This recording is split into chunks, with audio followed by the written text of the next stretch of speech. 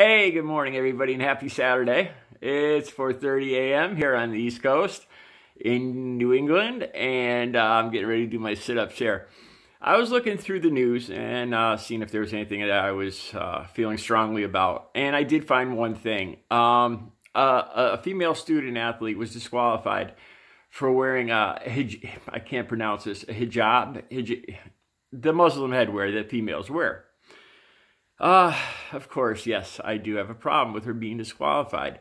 First of all, if it doesn't interfere with a sporting event and it's religious headwear, I don't see a problem with it. We do have freedom of religion here, and that's part of practicing her religion.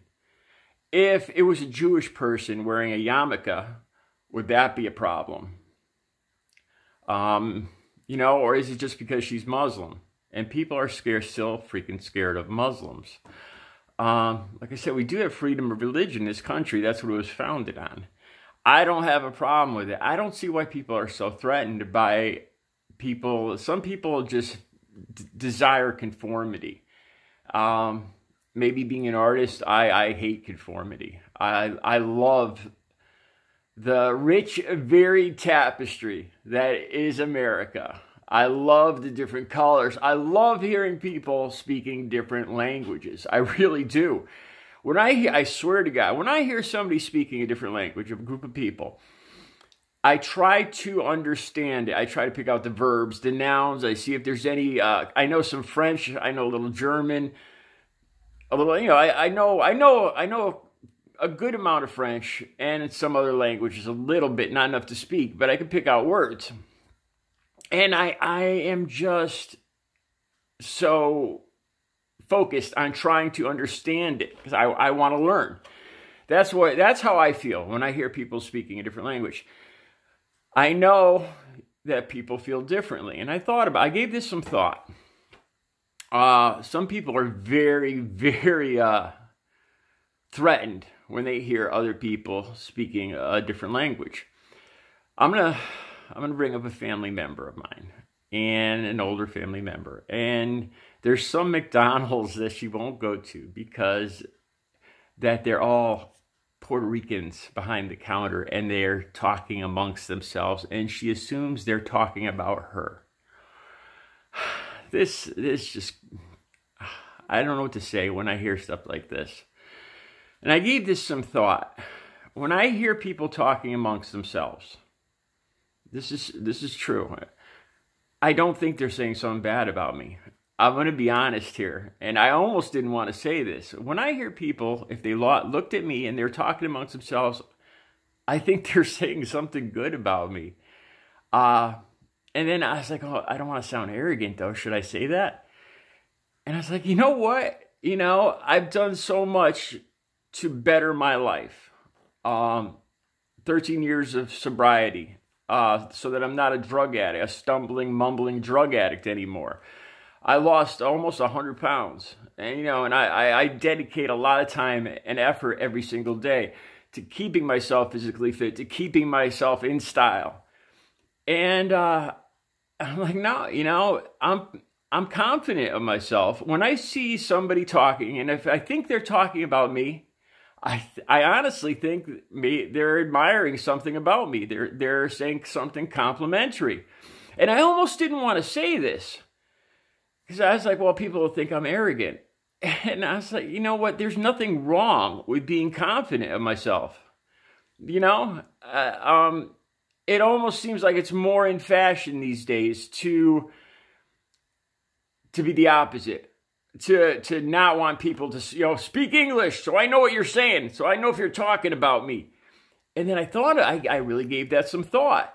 Why are you so concerned what these people are taught? What, the language they're talking amongst themselves, family members or friends or whatever, and that you can't understand it. Why does it bother you? Because it doesn't bother me. And I gave it some thought, and I realized the problem isn't with the people speaking the other language. It's not. I just don't see any problem with it. I'm not bothered by it. I don't think they're plotting the overthrow of our country. I don't think they're plotting terrorist attacks. Because if they were, they probably, if anybody was plotting something bad, I think they'd have enough common sense to not do it in a coffee shop where somebody could understand. You know, there's millions of people that understand any one person's native tongue. So if somebody's saying something, plotting something evil, they're going to have enough common sense to do that in private and not like in a coffee shop. Okay, then next thing is so many people think that these people are mocking them or saying something derogatory about them. And it all made sense to me. Now, look, I'm gonna make a reference of Trump again, mocking handicapped people. And then he makes fun of the way he has a derogatory name for all of his enemies. Anybody that says one critical word about him gets a nickname. And a lot of time those nicknames have something to do with the way they look. You know, little this little guy, or sloppy this guy. So Trump makes a big point of making fun of other people's appearances, which is the lowest form of any type of debate or argument. If you have a problem with somebody, the lowest and least intellectual thing you can do is to sink down and just get off subject and criticize the way they look. You see that? So I was like, well, that makes sense. Because they're supporting a man who falls back on making fun of people's appearances all the time. So it would stand to reason that these same people think that people are making fun of them. You see where I'm going with this?